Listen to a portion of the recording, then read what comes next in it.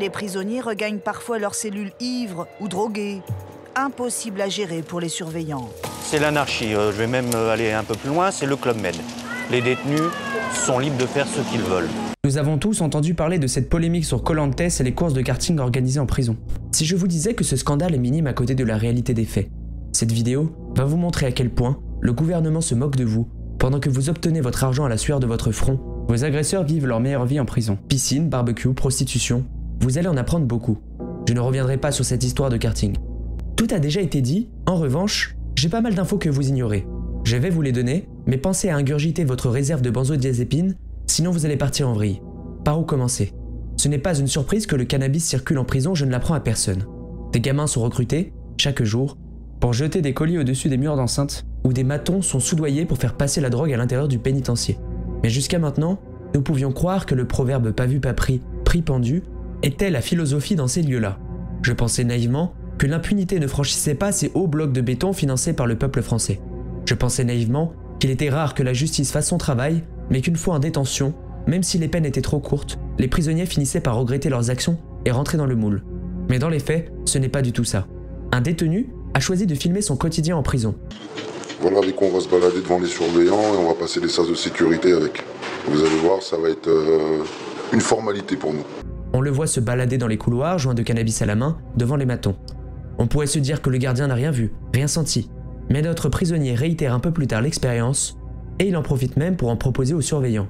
Pas une remarque, pas une seule action pour le contraindre de stopper ses agissements. Tout semble normal. Dans une vidéo d'un autre individu dans une autre prison, l'extrait nous montre un groupe d'hommes fumant dans les couloirs de celle-ci. La drogue circule, et elle est consommée en toute quiétude, d'autant plus depuis que les fouilles intégrales sont devenues exceptionnelles et doivent être justifiées. Alors oui, cela protège les détenus des abus de pouvoir, mais ces petits rigolos profitent du système pour faire passer leur drogue et téléphone. Je ne vais pas vous faire un dessin maintenant, mais dans le corps humain, il y a des trous. Aujourd'hui, avec les dimensions de tels portables, vous les mettez n'importe où et on ne peut pas toujours chaque fois fouiller la personne entière. Et là, si je dis personne entière, j'emploie presque un terme médical.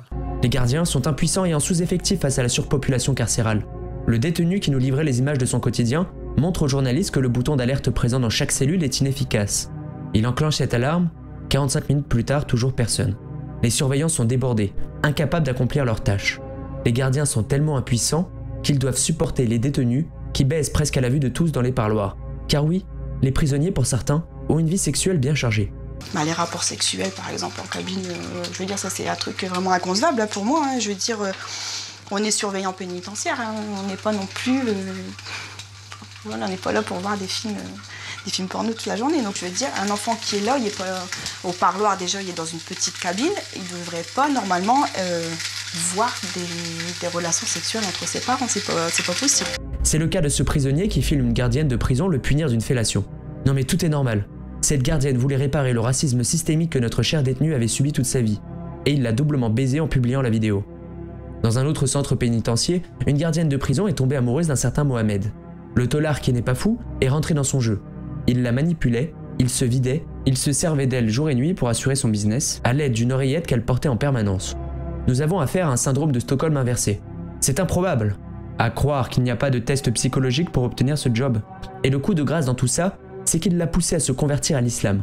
Elle avait un mari et des enfants, mais elle a préféré le charme non discutable de Mohamed Tayeb, incarcéré pour viol, recel, agression sexuelle, un vrai gentleman quoi. Heureusement que la meuf est complètement teubée. Son numéro figurait dans le téléphone du captif, ce qui n'a pas échappé à l'équipe qui a fouillé la chambre de notre playboy algérien.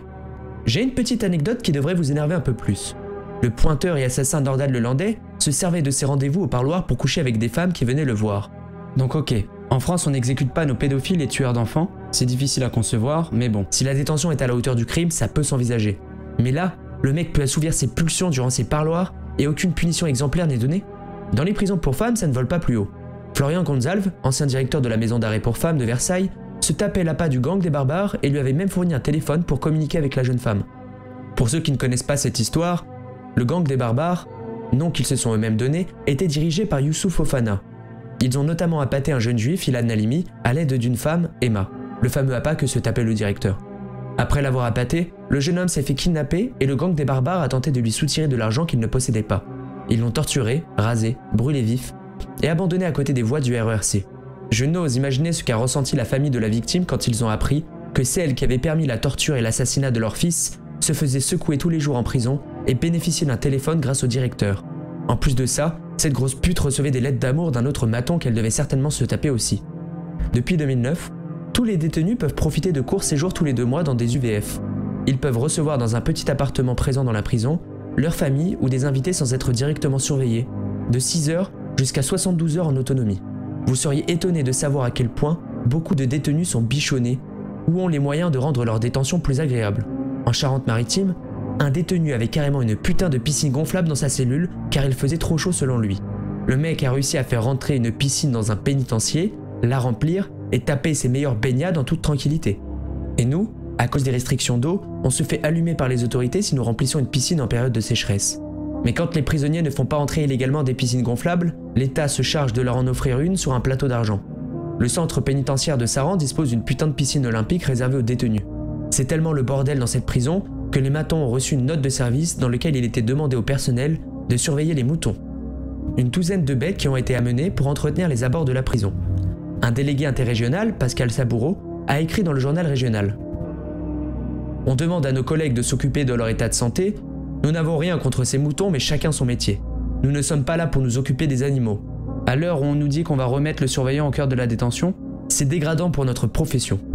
Les gens qui sont sur les miradors sont là pour contrôler les murs d'enceinte et garantir la sécurité de l'établissement, pas pour jouer les bergers. Cette dégradation des conditions de travail des gardiens de prison influe directement sur la sécurité des établissements. Pendant que les matons jouent à Farmville, certaines prisons comptabilisent une quarantaine de livraisons illégales par lancée de divers objets chaque jour. Les détenus affirment qu'ils peuvent se faire livrer ce que bon leur semble. Un Amazon Prime disponible 7 jours sur 7. Téléphone, drogue, console, armes, nourriture. Le pire dans tout ça, c'est que ce sont les mêmes lanceurs chaque jour qui utilisent le même itinéraire. Même les journalistes arrivent à les identifier et à communiquer avec eux. Aucune équipe de police ne s'est formée pour les éduquer à coups de tonfa et de claques administratives. Ils sont mineurs, les risques sont minimes. Un détenu a eu même le culot de produire un live avec son téléphone où il nous explique en direct dans sa cellule comment faire passer un téléphone à l'aide d'éponge. En fait, tu vois, de chaque côté, tu mets une éponge, tu le scotches, téléphone, et puis tu le lances. Et comme ça, quand il atterrit, il se casse pas, tu vois. Et j'ai pu comptabiliser des dizaines et des dizaines de directs comme celui-ci, dans la cour, dans les cellules, en toute impunité. Un jour, à cause des fortes chaleurs, les prisonniers se sont même fait projeter charbon de bois, merguez, et le nécessaire pour préparer un bon petit barbecue, peinard au milieu de la cour. Le week-end dernier, il faisait très très beau et donc la population pénale présente sur la cour de promenade a décidé de s'octroyer un petit barbecue. Donc se sont fait projeter charbon de bois, colis de viande et autres. Et voilà, il ne manquait plus que le parasol et les transats. Vous voulez dire qu'ils ont fait un barbecue dans la cour de promenade? Tout à fait. Mais il y a de ça quelques années, ils avaient fait rentrer une piscine gonflable également. Les surveillants ne peuvent pas descendre pour ramener l'ordre dans celle-ci. Ils ne sont pas suffisamment nombreux et équipés pour pouvoir y aller en sécurité. Voilà, je vous avais prévenu. Cette vidéo va vous énerver et elle n'est pas terminée. Pour tuer l'ennui, des petites sorties sont organisées. Les détenus peuvent sortir de prison et regarder des pièces de théâtre, assister à des concerts et même faire des promenades aux zoo. Évidemment, ils ne perdent jamais le nord et s'enfuient à la moindre occasion. Quand vous organisez une tuerie de masse, si vous avez la chance d'être arrêté, vous pouvez bénéficier d'une suite d'hôtels. Salah Abdeslam, le dernier survivant du commando qui a commis les massacres du 13 novembre, a pour lui seul une cellule de 9 mètres carrés avec en supplément une cellule double aménagée en salle de sport spécialement pour lui et une cour extérieure privatisée. Salah Abdeslam nous coûte 430 000 € par an si on ne compte pas le tribunal qui a été spécialement construit pour lui et ses copains. Le centre pénitentiaire dans le quartier des Baumettes à Marseille a ouvert un restaurant entièrement géré par les taulards. Par sécurité, les clients doivent laisser téléphone et monnaie à l'entrée du restaurant et présenter un casier vierge. En résumé, on va donner des couteaux de cuisine à des criminels et leur apporter sur un plateau d'argent des proies qui viendront manger dans ce restaurant. Il est facile de prédire une évasion avec une prise d'otage. En parlant de travail, la prison est un véritable business pour certains prisonniers. 2 captifs de la prison de Montpellier arrivaient à gérer un réseau de prostitution depuis leur cellule. D'autres taulards ont eu l'opportunité de monter de véritables trafics de drogue à l'intérieur de l'enceinte des pénitenciers. Et nos artistes et Chance pour la France, qui veulent faire fortune, arrivent à tourner des clips de rap illégalement et à les publier.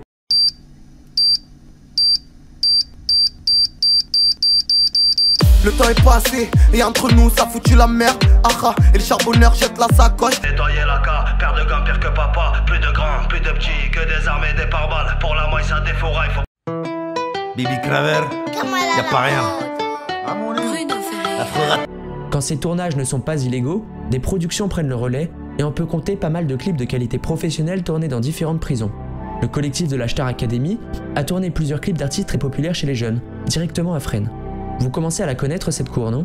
On a pu voir Esprit Noir dans un clip, Nekfeu, Orelsan, Medine, Kerry James, Kenny Arcana et beaucoup d'autres rappeurs dans un autre clip. Au-delà du côté économique, c'est le côté moral qui me dérange, et qui, je pense, a un énorme impact négatif sur notre société. Les médias dédiabolisent le prisonnier et les délinquants de manière plus générale, ainsi que leur univers carcéral.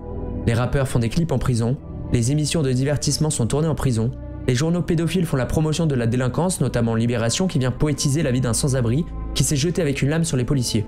Un homme qu'ils ont renommé le George Floyd de Roissy. Ils comparent l'incomparable. Les Traoré venaient même nous faire la morale, nous parler de violences policières, de racisme, alors que la seule parole qui était tolérée dans les médias était la leur. Cette famille de criminels, de violeurs, de voleurs, d'agresseurs, de voyous, de menteurs sont devenus les étendards d'une lutte injustifiée. La prison n'est plus un échec mais un accomplissement, un trophée de crédibilité. Le délinquant est une norme, faire le bien est devenu un comportement marginal.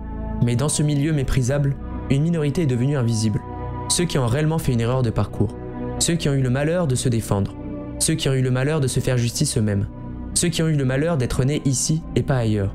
Ceux qui ont terminé dans les petites prisons rurales, dans des conditions de vie insalubres. Ceux qui sont forcés à côtoyer la même racaille qui les ont amenés entre ces quatre murs. Qu'on soit un parasite ou non, être bloqué entre quatre murs doit être une sanction effroyable. Mais tous les taulards ne sont pas logés à la même enseigne.